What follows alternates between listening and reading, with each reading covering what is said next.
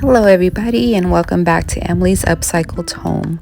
Please shop my items on Facebook Marketplace with the link in the description. Follow me on my business page for updates, reels, and new items. Like, comment, and subscribe. And don't forget that notification bell for more DIY videos. Project number 1. So if you saw my live on Facebook,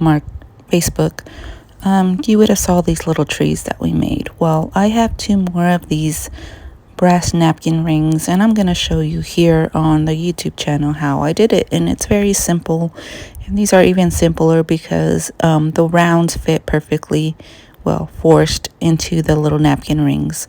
And I'm just going to take the trees and the bases, and I'm just going to force that base into that napkin ring. And I don't need to use glue because I forced it. It has such a firm hold onto the napkin ring. And there we have it. And then I will do the same to the other. And these trees here I got off of Amazon, and I'll put the links in the descriptions. The napkin rings were thrifted, and there we have the second one. And I'm gonna come in with these little labels, and I did get these off at Etsy, and I will go ahead and link these as well in the description. And I'm going to just cut out pieces that I like, and they're just like aged labels that you put into like little like for a card catalog or whatever. And I'm first going to come in and I'm just going to shape and give them a round look here. And then I'm going to come in with my regular Mod Podge here, and I'm going to add this label to our base of our brass napkin ring here. And this is a simple upcycle here, and you can embellish these as much or as little as you want. I went very simple here. That way when you layer them up, you can go ahead and add whatever you want to them or nothing at all. And I'm just going to go over the top with some more Mod Podge, and then this project will be done.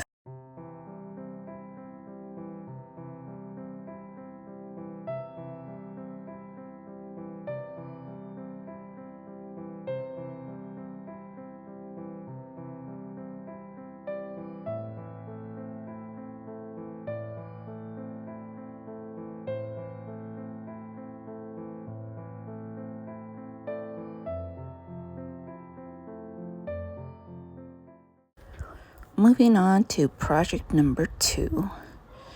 And for these, I have these little spindles here that I'm going to go ahead and add some pieces of a old Christmas tree I had. And I'm just coming in with an antique white here, and this is a folk art paint. And I got this at Hobby Lobby, but I'm sure they have it also on Amazon. And I'm just going to cover these 2. Of course, I'm probably going to go in and add at least 3 coats of this coverage here because it's not really covering too well. And then these are the little trees that I clipped off of another tree just to add into these little spindle bases. And then I'm going to come in here and sand these and distress them. And I'm just going to come in here roughly and just distress as much as I want. And then I'll come in with my buffing block and smooth everything out here. And now these are looking a little bit more shabby chic to me, especially with the tree in them also. And later I'll go ahead and add that hole. But I'm going to come in with some IOD molding here. And I'm making 2 little molds that I want to add to the top, and they have roses on them, and I had some extra clay just thrown there, so I made some extra labels for my junk journal Sundays, and we'll use those there. But for here, I already drilled the holes in there. I'm coming in with the IOD clay moldings that I created, and I'm going to attach those to the front of each little tree. Now you can't really see the detailing, so I'll try to put a picture of the detailing here. And I'm going to go ahead and just kind of mold it to the round part of the spindle. And this is the second one I thought I was going to use, but it took up too much of the wood that I wanted exposed. So I went ahead and made another rectangle one here, and I added the same molding to each piece.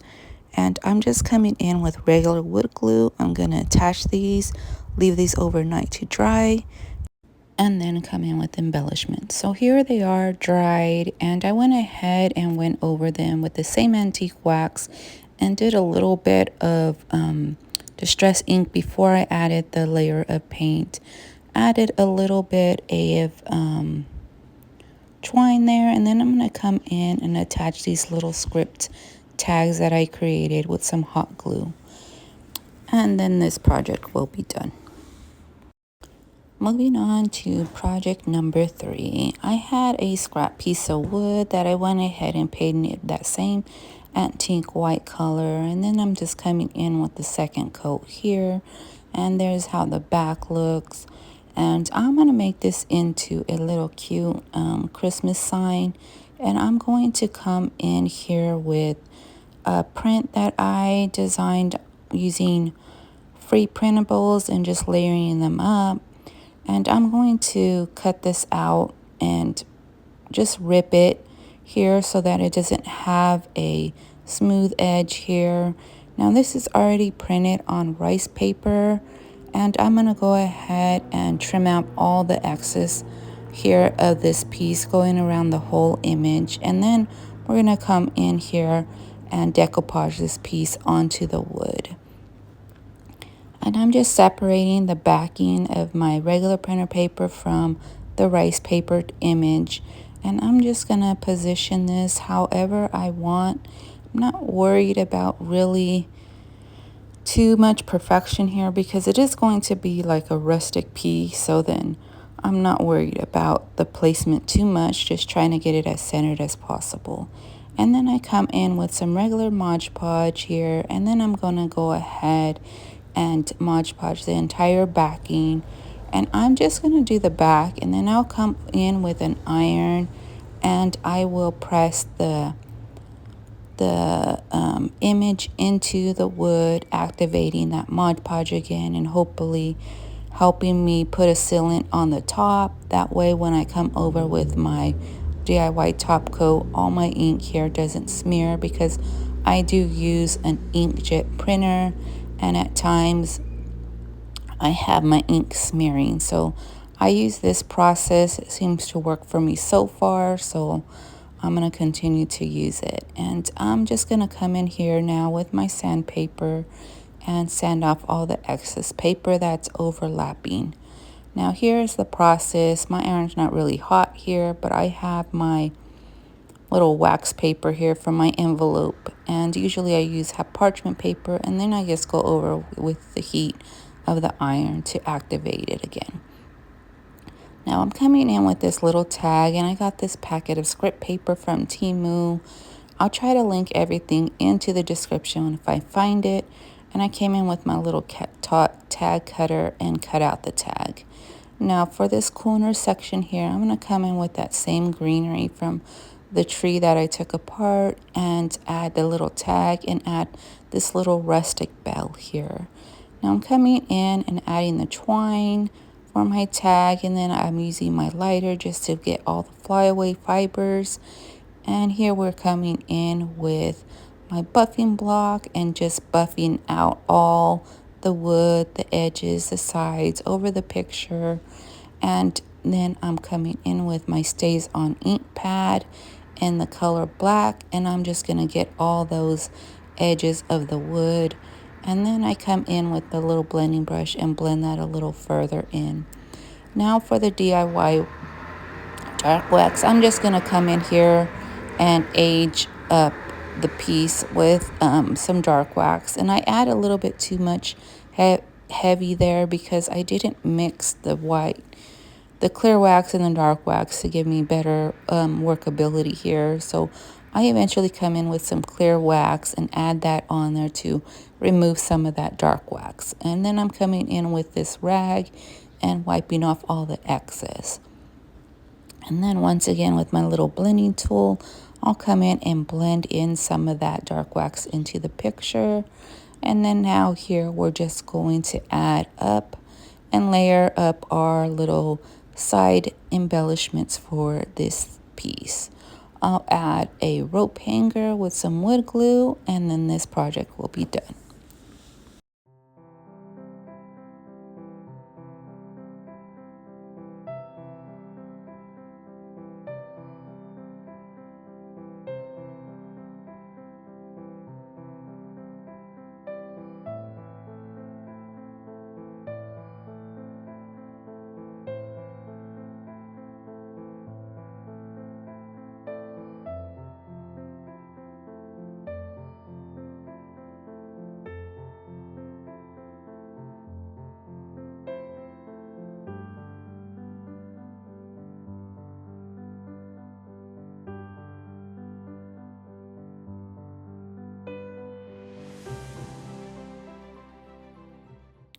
Now for the rope hanger here, I just go ahead and hot glue this. The weight of the board's not too heavy, but if I find my staple gun, I will go ahead and secure it better with a staple. And I'm just putting the hot glue down the strip and up the side, and then I'll put a little bit over the top of the twine.